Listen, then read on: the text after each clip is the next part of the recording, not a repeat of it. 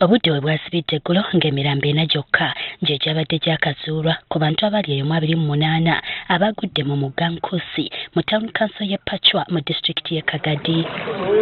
Olwaleero Ssaabaminisita w'eggwanga abitaddemu engatto okugenda okulaba ekituufu ekyaviiriddeko abantu bano okubbira.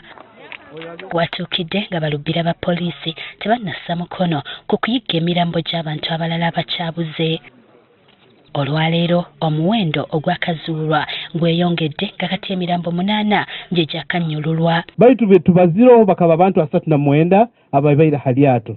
Abantu 39 obujulizi bwe tutungire nka poliisi twakatunga nti bantu 11 no basoboire kuba nti bakasurvivinga. Timu yaitu ekyaloho maizi n'obukugu okulwanta ekutoza abantu abasigaire. Abamu ku basimattuse bannyonnyodde Ssaabaminisita ku kyatuukawo eryato kwe baali okubbira. Omushaija omwe yahengama kuyahengamire desi yamugambira leka kuhengama otiita abantu mukwatanga nimwemerere kurungi kuyabere yayemerera yashuba yahinduka yanagwa omukono gwe desi eryato ryarerera kuryayijura amezi ryahinduka ryagaruka enyuma twona twahweramu. Eryato kyaleteeza obuzibu obwo likalemererwa muno abo abantu abemereire kuba baingi muno niko abamu abali bainemu obutiini kusanga kuzungazunga eryato nirinywa haiguru kuna namberi yaikire kuika mu maizi hansi. Eryato eryo likabamu abandi abasaija banyure mu bwenge bwabo nkoko bimanyi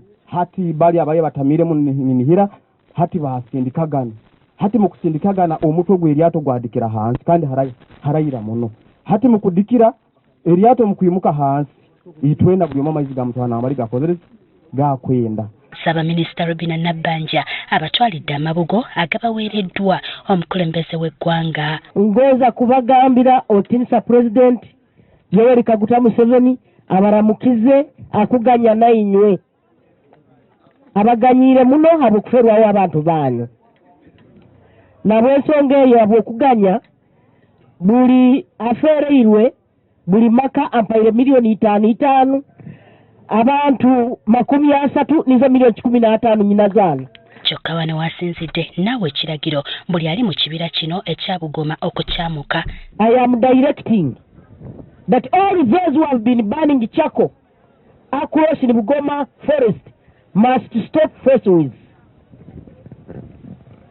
We are not going to work on that road because that road will facilitate people to go and do illegal activities in the forest. Losing 30 people is unprecedented.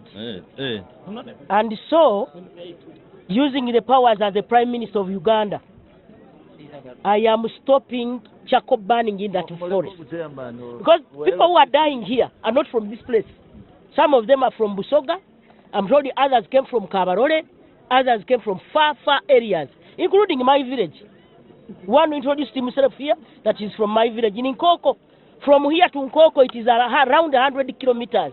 Ssaabaminisita era alagidde nti amaato gonna agasaabalira ku mugga Ngose gookebwe. So the boats on this river are null and void with effect from today.